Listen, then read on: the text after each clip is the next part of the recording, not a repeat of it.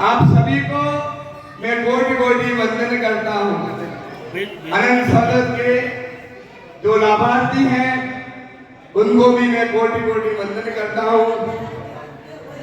सत्य सनातन धर्म ये सदाशिव के द्वारा उत्पन्न किया हुआ है। सत्य अर्थात शिव, शिव की उत्पत्ति से ही सत्य सनातन बना है। इसलिए हर सनातनी को ध्यान देना चाहिए कि सत्य का साथ दो, असत्य का कभी साथ मत देना। सत्य की हमेशा विजय होती है। सत्य में एक आदमी भी खड़ा हो जाए तो लाखों की लाइन उसके पीछे लगेगी। इसलिए मेरे सभी समाज बंधुओं से अनुरोध है कि सत्यम शिवम सुंदरम, सत्य ही शिव है, शिव ही सुंदर है, शिव ही जगत का पालनहार है। इस जगत की उत्पत्ति करने वाले सदा शिव है। सदाशिव इस सृष्टि में पूरा अंधकार था, उस अंधकार में सदाशिव की उत्पत्ति हुई, जिसे अनंत कहते हैं, स्वयंभू कहते हैं। शिव ने अनंत काल तक तपस्या की। ठीक है। उसके बाद शिव ने अपनी शक्ति से विष्णु को प्रकट किया और विष्णु शिव की भक्ति में लीन हो गए। तपस्या से जल की उत्पत्ति हुई और उसी के शंकर भगवान ने उनका नाम रखा नारायण। उसके बाद ब्रह्मा की उत्पत्ति हुई विष्णु के नाभि कमल से, जिसके दाढ़ी पंचमुख। ब्रह्मा जी ने देखा कि मेरे नीचे कौन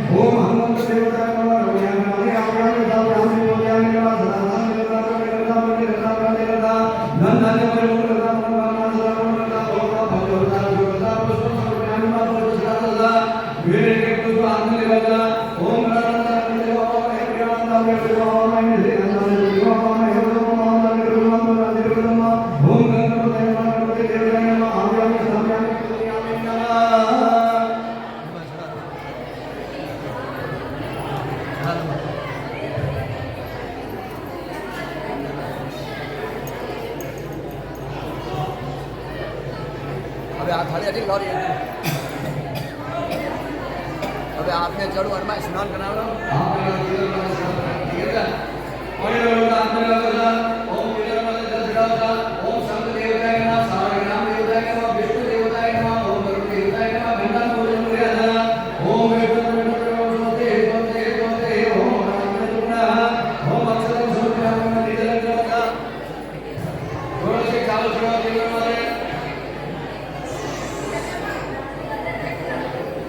ओम अपरांत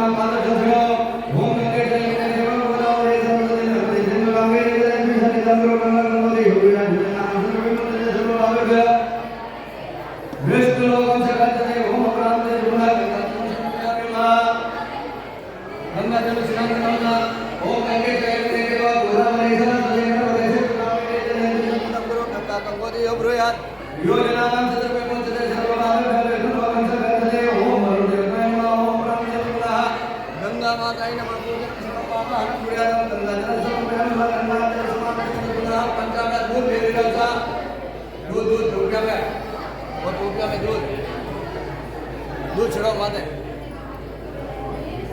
ओम प्रथमं स्नानं समर्पयामि नमति थोड़ा नमति आगे करो बाजू पानी छिड़ो हां कलर पानी ओम पाय भगवती राम ओम गले को भगवान के अंदर बरला पाय दूध पाय स्नानं समर्पयामि ओम पाय स्नानं दे जुना पानी डाल दो ओम शुद्ध वाला सर्व शुद्ध वाला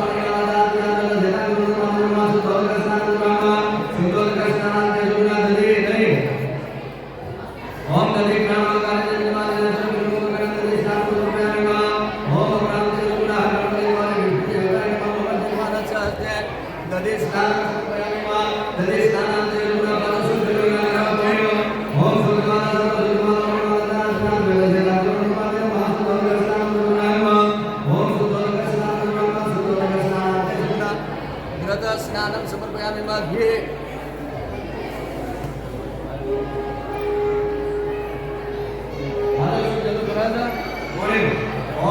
वाला सर्व शुद्ध वाला मणिवाला दाना दर देव सुमान नमः शुद्ध स्नान सुमयामिमा ओम शुद्ध स्नान देवना स्वस्ति स्वस्ति स्वस्ति ओम क्रांति देवना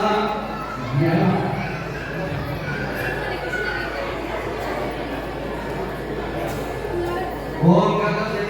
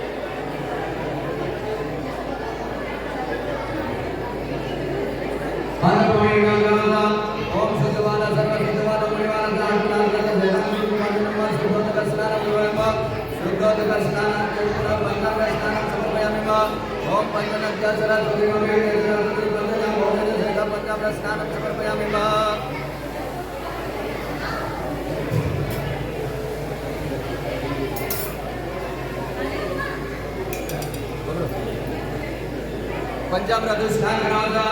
ओम पंचगंगा सरस्वती गोपीते सरस्वती पंचगंगा भौतिक शक्ति पंचामृत स्नान सुप्रयामिमा ओम पंचामृत स्नान तेजुना शुद्धोदक स्नान सुप्रयामिमा ओम शुद्धवाद शुद्धवाद मणिवादा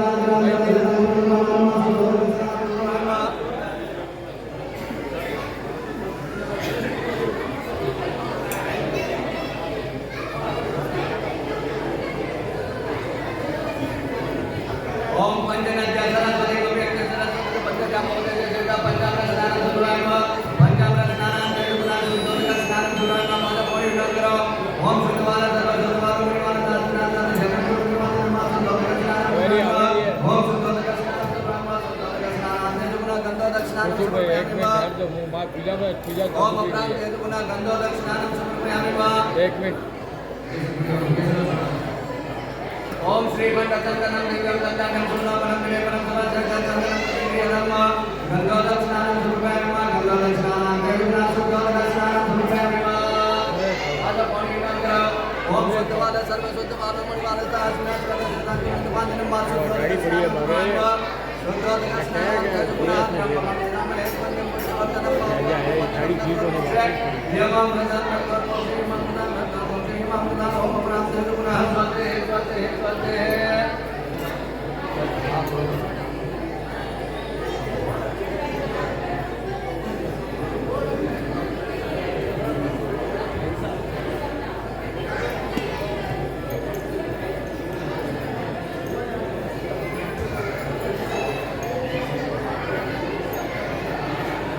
खाली लॉरी आप रखने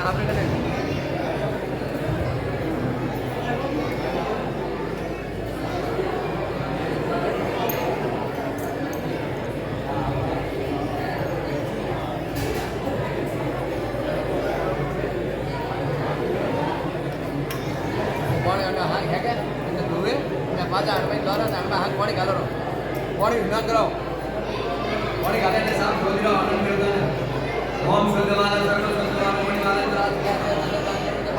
शुद्धोदक स्नानं समर्पयामिमा खाली बाजी दो मोड़ी ओम शुद्धवाद सर्व शुद्धवाद मणिवाद शुद्धोदक स्नानं समर्पयामिमा हमें यही अनंत है को चौधरी आनंद देख नहीं रहा मैं बाकी है तो आनंद देख नहीं ले रहा और लोगों परिवार लोगों वहाँ आनंद भगवान है और वहाँ साफ धो रहा इनका पानी हाथ खड़ी रहा गाली रहा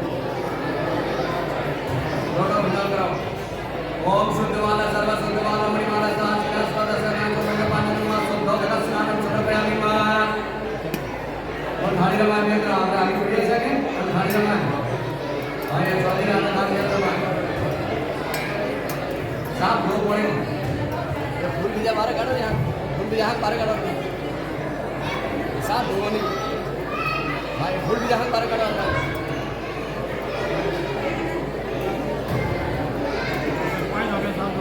पानी ओम अनंत देवताय नमः गंगाजलं पंचोपचारं सर्वं समर्पयामि ओम साधु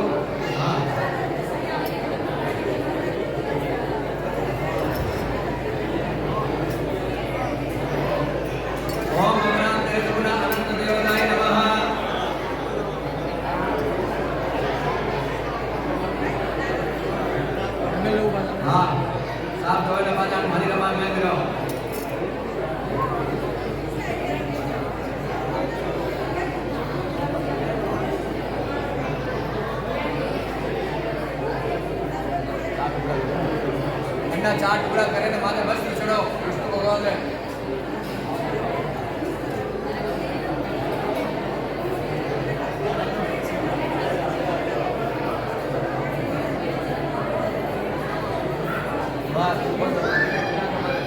ओम अपराम तेजपुना भीम देवताय नमः ओम शंख देवताय नमः ओम शारंगाम देवताय नमः वस्त्रम समर्पयामि नमः भक्तान तेजपुना वस्त्रम समर्पयामि नमः ओम अपराम तेजपुना यज्ञ पवित्र रुद्रगिरिधाम ओम कांबुलाम तेजपुना हिरण्य दक्षिणाम समर्पयामि नमः छूटा रुपया जैसे रुपया छूटा में चढ़ा दो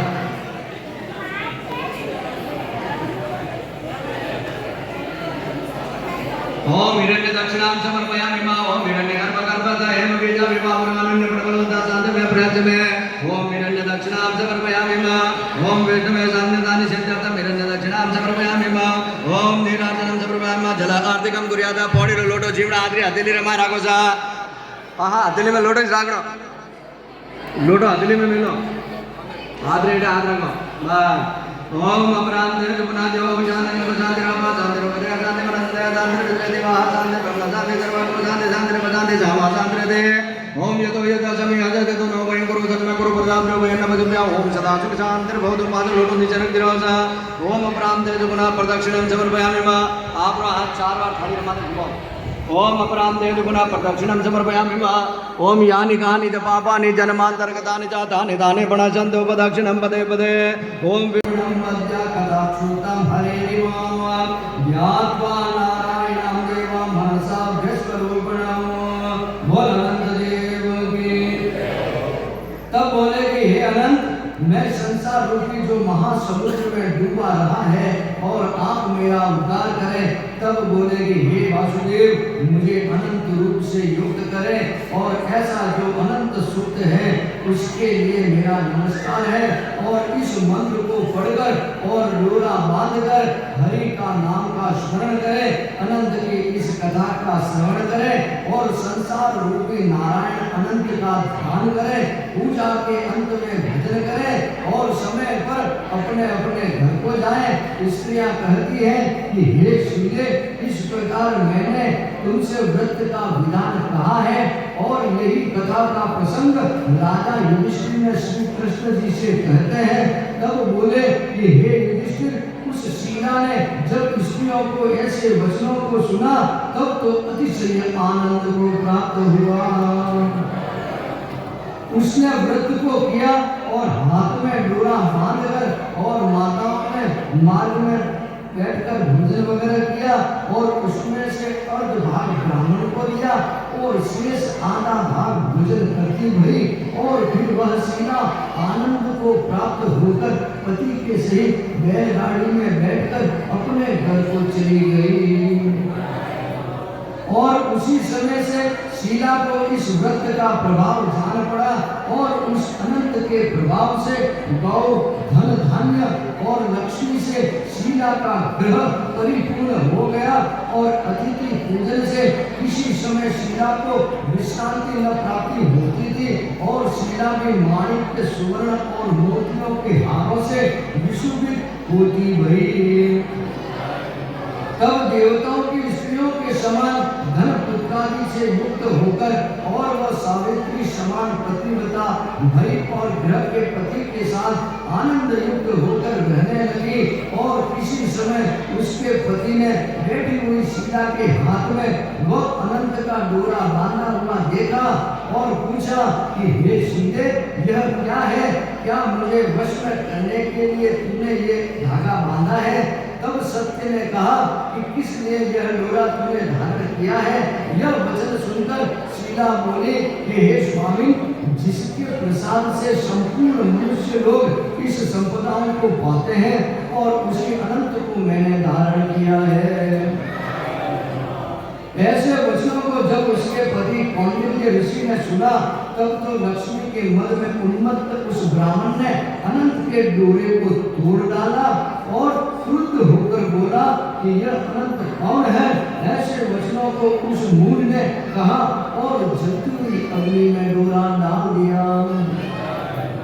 तब हाय हाय करके दौड़ी और उस अनंत सुख को को शीला ने अग्नि से बाहर निकालकर दूध से धोए और उस कौंडिल्य ऋषि ने इस दुष्कर्म से वह पूरा संपूर्ण ऐश्वर्य का नाश हुआ और चोर ने उसकी गायों को चुरा लिया, अग्नि ने उसके घर को जला दिया और जो पदार्थ जिस प्रकार से आया था वह उसी प्रकार चला गया और अपने बंधुओं से नित्य प्रति झगड़ा और मारपीट करने लगी और अनंत के तोड़ डालने से गृह में दारिद्रता उत्पन्न हुई और उत्पन्नता आकर घर में वास करने लगी। तब श्री कृष्ण जी कहते हैं कि हे युधिष्ठिर, उसके साथ कोई मनुष्य कुछ बात भी नहीं करता है। तब तो कौंडिल्य ऋषि शरीर के कृष्ण और मन और अग्नि को प्राप्त हुआ और वह कौंडिल्य ऋषि परम दुख प्राप्त होकर शीला से बोला कि हे शीले, मेरे को एकाएकी क्या शोक का कारण हुआ है जिससे मैं बड़ा दुखी हुआ हूँ और मेरा संपूर्ण धन नाश हो गया है। मेरे कुटुंब जन मेरे से लड़ाई झगड़े करते हैं और कोई मेरे से बात भी नहीं करता और मेरे देह में नित्य प्रति पीड़ा और चित्त में महाकठोर खेद होता है। तब बोले कि हे शीले, तुम तो जानती हो कि मेरे से क्या अपराध हुआ है और क्या करने से मेरा कल्याण होगा। और ऐसे पति को वचनों को सुनकर दिव्य स्वभाव से बोली और शीला ने कहा कि आभूषण जिसका ऐसा है वह शीला कौंडिल्य ऋषि से बोली और हे स्वामी, आपने अनंत का डोरे का आक्षेप किया है, उसी पाप को आपको फल भोगना पड़ रहा है। तब बोले कि हे महाभाग, इंद्राणी संपूर्ण पदार्थ होंगे परंतु उसके लिए मेरे पास उपाय क्या है। ऐसा शीला के वचनों को सुनकर कौंडिल्य ऋषि अनंत देव के शरण में गए और कौंडिल्य परम दुखित होकर तब के लिए संकल्प करके बने और वन में जाकर भक्षण करते रहे और उसके मन में विचार आया कि उस जगदीश्वर अनंत का मैं दर्शन कहाँ कर पाऊंगा और जिससे प्रसन्नता से मुझे द्रव्यादि प्राप्त होगी और उससे आक्षेप से मेरा ग्रह हुआ नष्ट धन प्राप्त होगा। और धन प्राप्त पहले तो मुझसे वह दुखी होता था और वे बोले कि वे पदार्थ इस समय महान दुख देते हैं और यह विचार करता हुआ वह कौंडिल्य ऋषि निर्जल वन में घूमने लगा।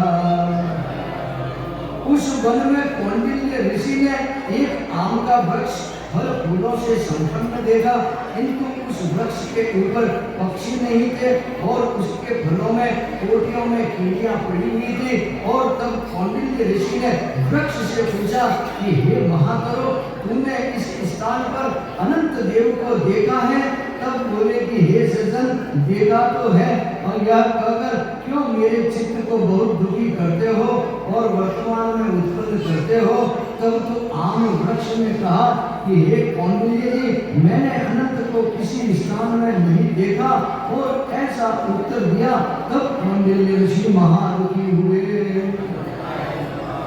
तब श्री कृष्ण जी युधिष्ठिर से कहते हैं कि हे युधिष्ठिर, इनके में करने से बच्चों के सहित गौ देखी है जो वन में इधर उधर घूम रही है। और उससे भी कौंडिल्य ऋषि ने पूछा कि हे धेनु, तूने कहीं अनंत देव को देखा है। तो वह ऐसे वचनों को सुनकर वह बोली कि हे कृष्ण, हे ब्राह्मण, मैं तो अनंत को जानती भी नहीं हूँ। और इस पर वह आगे बढ़ा और एक स्थान पर घास चलते हुए बैल को देखकर पूछा कि हे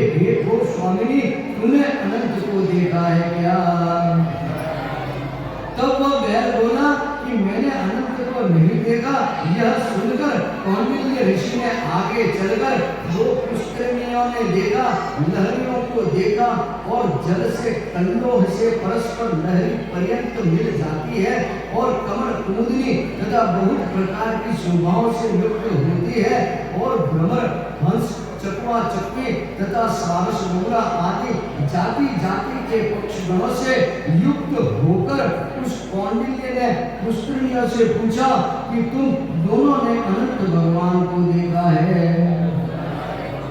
यह सुनकर पुष्करिणियों ने उत्तर दिया कि हे ब्राह्मण, हमने अनंत को नहीं देखा। और तब उसके आगे चलकर उसने गंधर्व और हस्ती को देखा। कौंडिल्य ऋषि ने उन दोनों से पूछा कि क्या तुमने अनंत देव को देखा है? उन्होंने भी उत्तर दिया कि हमने ऐसा क्यों पूछा। तो ऐसे वो पूछते पूछते वह किसी से उचित उत्तर नहीं पाती है और वह उसकी आशा नष्ट हो जाती है और वह मन में बैठ जाता है। तब वे बोले कि हे युधिष्ठिर, कौंडिन्य आशा छोड़कर विहन्य होकर बहुत गर्म श्वास छोड़कर पृथ्वी पर गिर पड़ते हैं और थोड़े समय में सावधान होकर वह कौंडिन्य ने अनंत ऐसा करते हुए उठकर संकल्प किया कि दर्शन न मिला तो मैं ही प्राण त्याग दूंगा। तब हे युधिष्ठिर, अंत में मरने के लिए फांसी लगानी होती है और वह कृपा करके अनंत जी प्रत्यक्ष हो गए और वृद्ध रूप में ब्राह्मण का रूप धारण किया। और इधर आओ और उसके दाहिने हाथ को पकड़कर पर्वत की गुफा में प्रवेश किया और सुंदर नर नारियों से युक्त उस ऋषि को अपनी पूरी कल्पना दिखाई और उसी पूरी कल्पना में प्रवेश करके सिंहासन पर बैठकर अपने दर्शन दिए।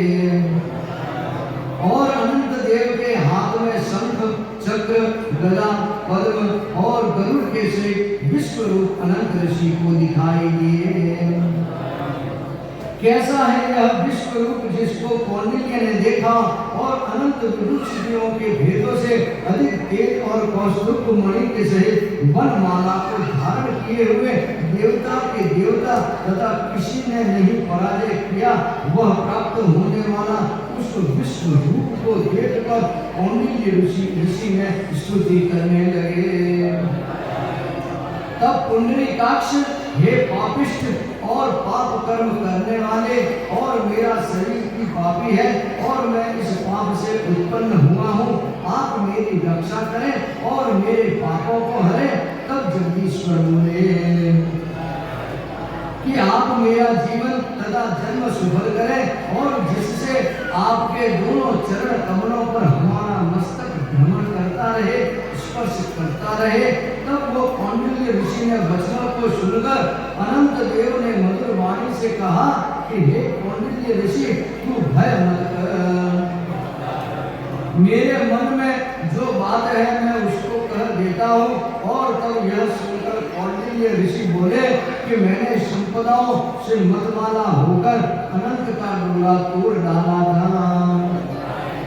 उस पाप कर्म के फल से मेरी संपूर्ण संपदा नष्ट हो गई है और मेरे ग्रह बंधुओं से नित्य झगड़ा होता रहता है और मेरे से कोई बात भी नहीं करता और इससे मैं महादुखित होकर मैं तुम्हारे दर्शन के लिए वन में आया हूँ। तब अनंत देवेश आपके कृपा पूर्वक मेरे को आपका दर्शन दिया और मैंने जो पाप किया उसका नाश कैसे होगा और दया पूर्वक आप क्षमा करने योग्य है। तब श्री कृष्ण जी कहते हैं कि हे युधिष्ठिर, कौंडिन्य के वचन को सुनकर अनंत देव कौंडिन्य से बोले कि हे ब्राह्मण, भक्ति से तुष्ट किए गए अनंत देव क्या नहीं दे सकते और अब तुम अपने घर को जाओ। तब हे कौंडिन्य, विलंब मत करो और 14 वर्ष तक भक्ति पूर्वक अनंत का व्रत करो। ऐसा करने से तुम संपूर्ण पापों से छूटकर सिद्धि को प्राप्त हो जाओगे और पुत्र पौत्र आदि होंगे और मनोरथ कामनाओं को प्राप्त करोगे और मरण समय में मेरा स्मरण होगा और पश्चात तुम मेरी अमर पद को प्राप्त करोगे। इसमें तुम्हें कोई संदेश नहीं करना चाहिए और संपूर्ण लोगों के उपहास के लिए मैं तुमसे और भी वर देता हूँ। जो कोई पुरुष शीला व्रत के इस व्रत कथा को पढ़ेगा और शीला के समान इस अनंत व्रत को करेगा, जो वह इस व्रत को करके शीघ्र ही संपूर्ण पापों से छूटकर परम गति को प्राप्त होगा। अनंत जी का देवा, हे नाथ नारायण वासुदेवा, हे नाथ नारायण वासुदेवा।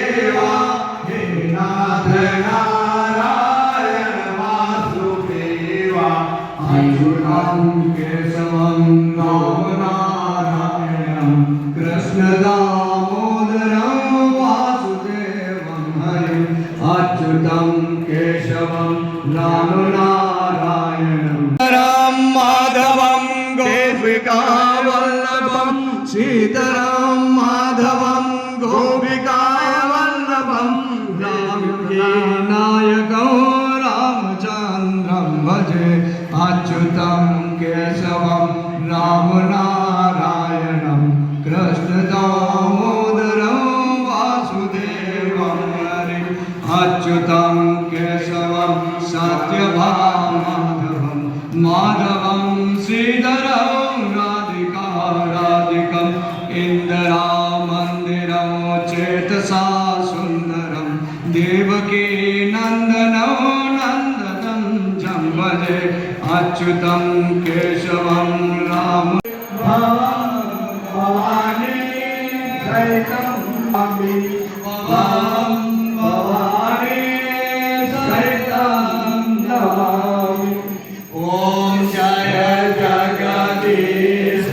हरे ॐ स्वामी जय जगदीश हरे भक्त जना के संकट दास जना के संकट सिन में दूर करे ओम हर हर जगदीश हरे जो गावे भरावे सुख बिना से मन ओ स्वामी सुख बिना से मन का सुख संपत्ति घर आवे सुख माता पिता तुम मेरे शरण परो में ओ स्वामी शरण परो में जिसकी तुम नारायण दूजा प्रभु बिन और न दूजा आस करो मैं जिसकी ओम जय जगदीश हरे तुम हो पूर्ण परमात्मा तुम अंतर्यामी ओ स्वामी तुम अंतर्यामी पार ब्रह्म परमेश्वर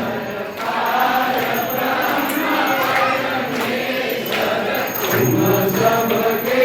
स्वामी ओम जय जगदीश हरे तुम करुणा के सागर तुम पालन ओ स्वामी तुम पालन करता मैं मूर्ख फल कामी मैं कृपा करो भरता ओम जय जगदीश हरे तुम हो दोष सबके प्राणपति ओ स्वामी सबके प्राणपति केशव तमिलो दयामय केशव तमिलो दयामय तुमको मैं घुमते ओम जय जगदीश हरे दीनबंधु दुख हरता तुम ठाकुर में ओ स्वामी तुम रक्षक मेरे अपने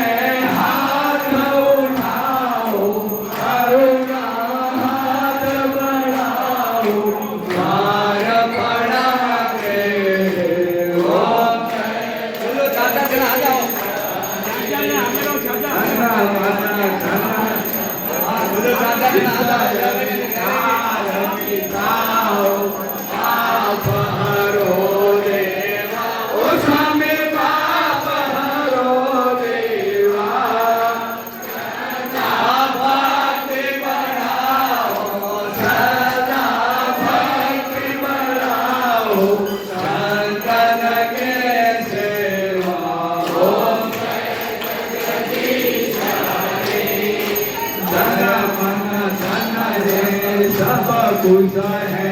तेरा, ओ स्वामी सब कुछ है तेरा, तेरा तुझको अर्पण, तेरा तुझको अर्पण, क्या लागे मेरा, ओ जय जगदीश हरे, जय जगदीश हरे, ओ स्वामी जय जगदीश हरे, ओ प्रभु जय जगदीश हरे, भक्त जनों के संकट, भक्त जनों के संकट क्षण में दूर करे, ओम जय जगदीश हरे, जुगल किशोर की आरती जो कोई करेगा, हो जाने मन शुद्ध होएगा, हो प्यारा पाप पराजा, हो प्यारे घर लक्ष्मी राम, हो प्यारे आनंद होया जावे, ओम जय जगदीश हरे, जय शिव ओंकार, ओ शिव हर शिव ओंकार, राम ब्रह्मा विष्णु सदा विष्णु सदा शिव, हर के धारा, ओम हर हर महादेव, एकानंद हर हर देव, भुज सारस हस्त भुज भुज तेजो, ओ सेना दश भुज तेजो, साइकर दिकारो पानी रखता, बंधुआ दिकारो पानी रखता, शिवानंदन बोल, ओम देव अक्षमाला बनमाला मुंडमाला, ओ सिंहमाला, त्रिभुवन देवन गारी, त्रिभुवन नाथ मुरारी, भवन लाधारी, ओम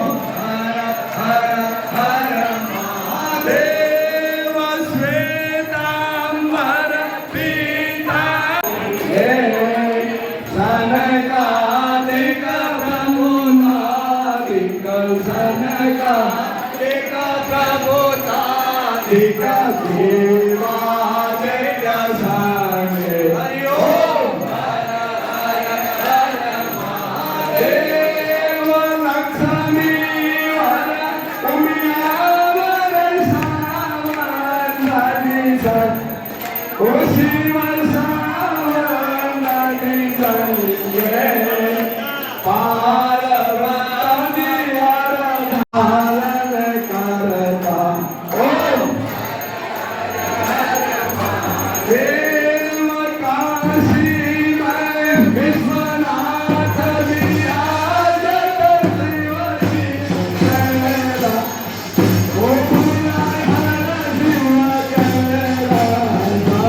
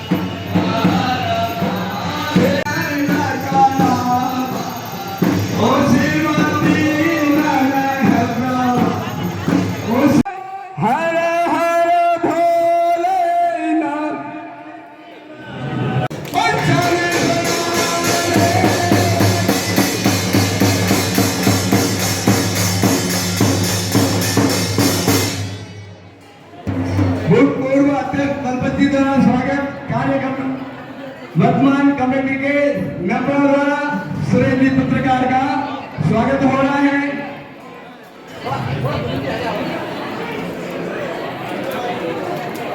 देख रहे हैं उनसे अनुरोध है कि वो सभी मंच पे पधारे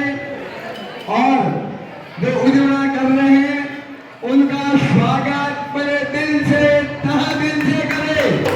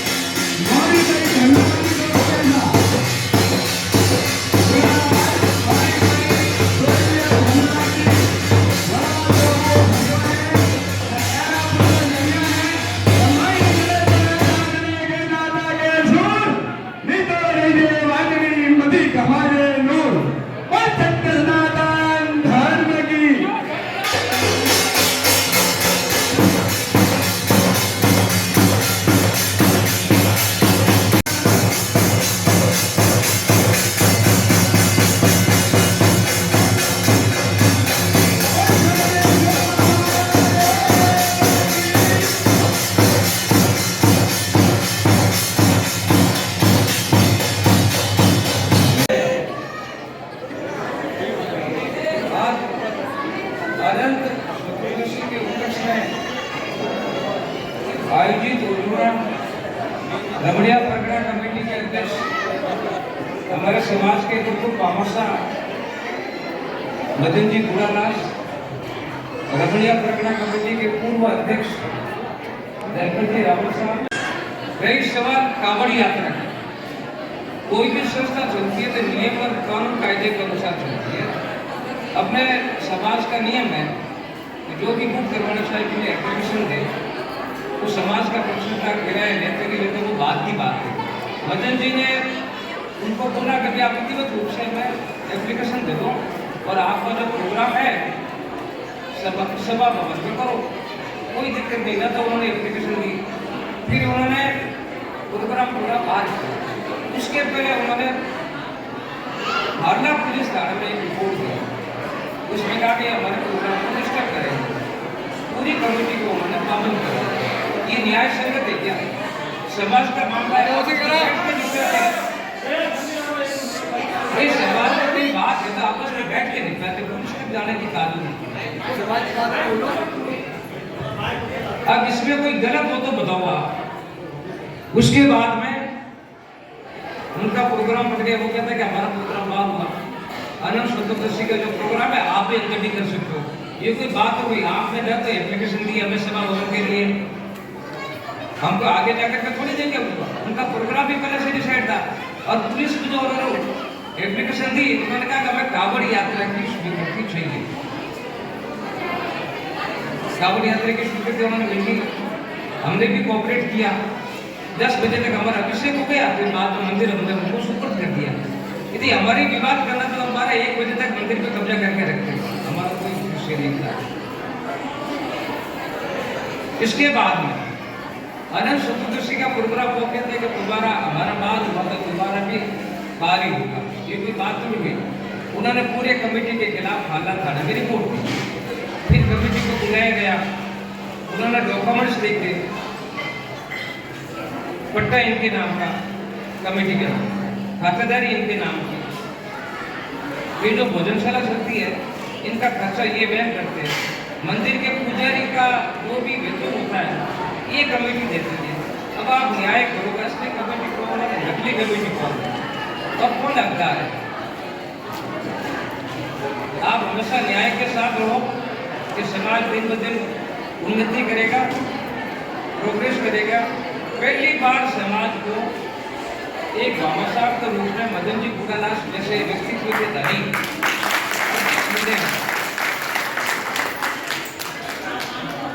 उनको तन मन धन से सहयोग कर उनको सफल बनाना है। यदि ये सफल हुए तो आपका परगना 12 शोषण में उत्तरोत्तर वृद्धि करेगा और नाम रोशन होगा रमणीय परगणे का।